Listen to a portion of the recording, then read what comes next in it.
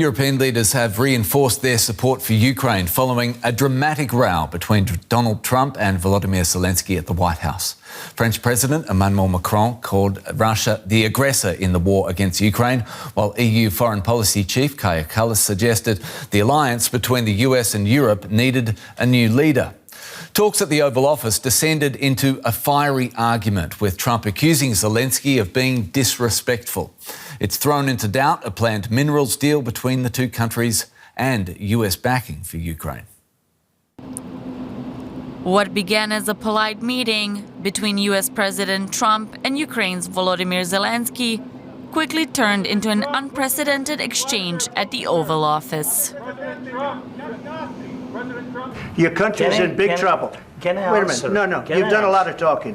Your country is in big trouble. I know. You're not winning. I know. You're not winning this. You have a damn good chance of coming out okay because of us. Mr. President, we are staying in our country, staying strong from the very beginning of the war. We've been alone, and we are thankful. I said thanks you haven't in been this alone. cabinet, You and haven't not been only alone. in this cabinet. We gave you, through I this said stupid president, $350 billion.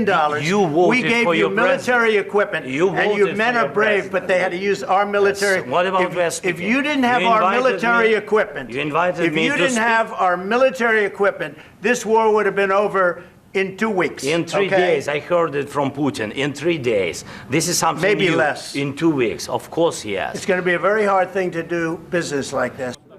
White House staff asked the Ukrainian President Zelenskyy to leave, after which both presidents gave statements to the media. Did you sign the deal? We had a meeting today, as you know, with President Zelenskyy, and I would say it didn't work out exactly great from his standpoint. I think he very much overplayed his hand. We're looking for peace. We're not looking for somebody that's going to sign up as strong power and then not make peace because they feel emboldened, and that's what I saw happening. I'm looking for peace. We're not looking to go into a 10-year war and play games. We want peace. Nobody wants to finish more than we, because we in Ukraine, we are in this war, we are in this battle, and battle for freedom for our lives. So I'm just telling that I think that we have to be on the same side, and I hope that the president on our side together with us, and that is very important to stop Putin. And I heard from President Trump a lot of times that he will stop the war, and I hope he will. With the relationship between the US and Ukraine at an all-time low and the minerals deal off the table, the risk of Ukraine losing US support hangs in the balance.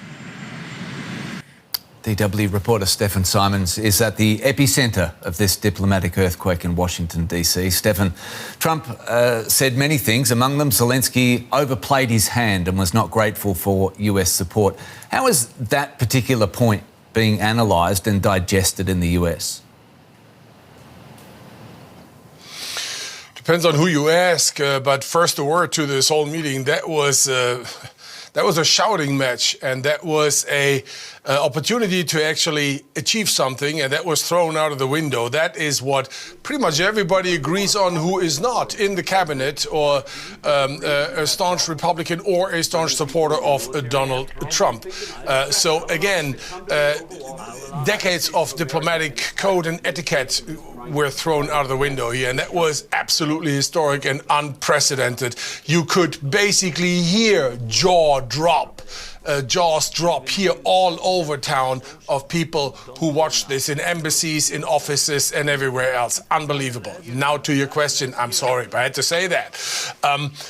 Now to your question. So what does he mean by that? He means by that he was offended by Mr. Zelenskyy talking back. This is typical for Donald Trump. At least that's what his critics say.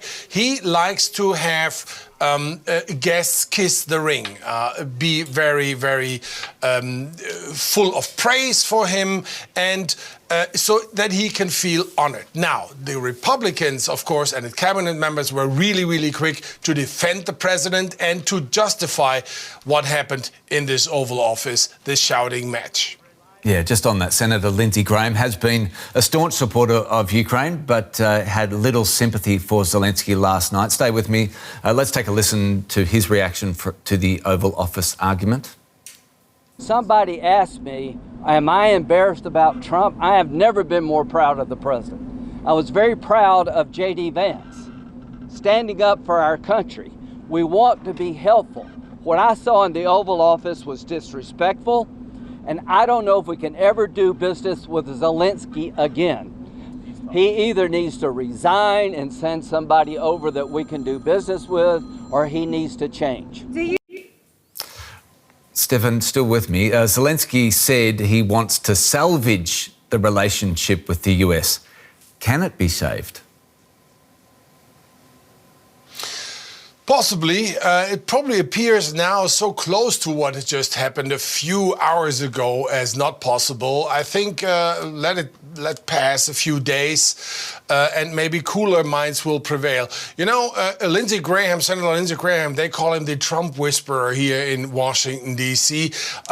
He maybe went the extra mile there because Donald Trump didn't say or didn't ask for Mr. Zelenskyy to step down. We don't hear this from anybody else as of now. Trump wants, as he said, Zelenskyy to come back when he's ready for peace. That's a quote. When he's ready to make peace, that's a quote. And what that means, with or without Mr.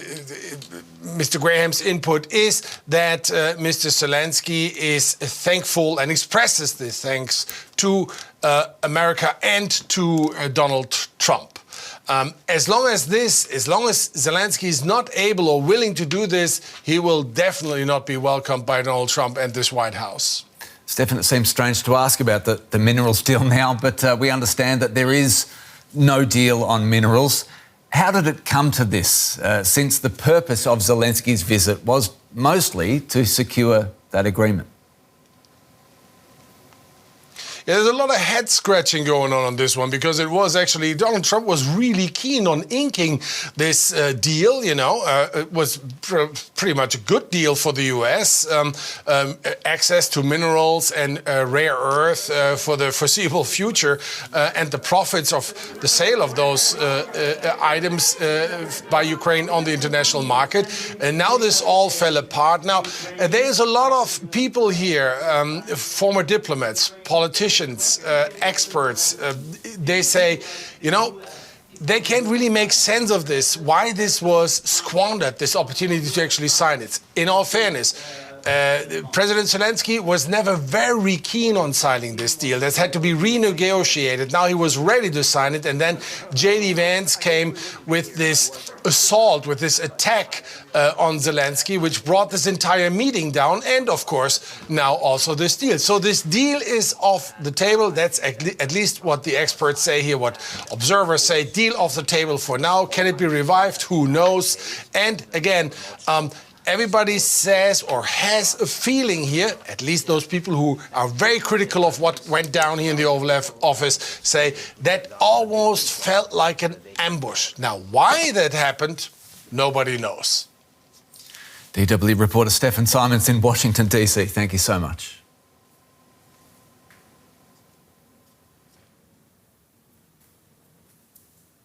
Right, let's get more on this from DW's Russia analyst, Konstantin Eggert. Konstantin, much of the world watched that meeting between Trump and Zelenskyy, mouth agape. How is it being seen in Russia? Well, on the sort of level of propaganda, yes, there's a lot of glee. And the spokesperson for the Russian Foreign Ministry, Maria Zakharova, even said, I am surprised that Vance and Trump didn't hit Zelenskyy in the face in front of the cameras. But if you look at the political situation, well, I think that the Russians will have to analyze it, because it seems like Donald Trump still wants the deal. And I think that in this respect, nothing much has changed in terms of, Russia still viewing it as a challenge. And what we do know, though, that Washington and Moscow continue to negotiate the return to full stuffing of their embassies. And this is essentially the only practical thing that the Russians and the Americans are now undertaking. So propaganda aside, I do not think that the Russians are ready to move anywhere because they don't know what Trump will do next. Right, so Trump says that he wants the ceasefire, Konstantin, between Russia and Ukraine. Can Putin, though, afford to keep fighting in Ukraine?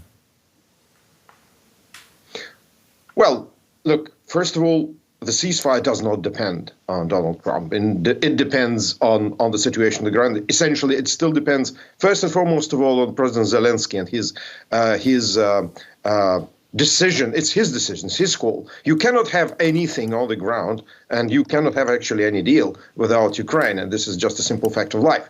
As for Putin, I think the majority of experts looking at the state of the Russian economy, Russian armed forces, and the psyche of the Russian population admit that Putin probably has about at least a year of resources to go on fighting. But Putin is concerned about his economy being overheated, about the effects of the war gradually spreading and gradually actually dawning on the majority of the dormant Russian public opinion.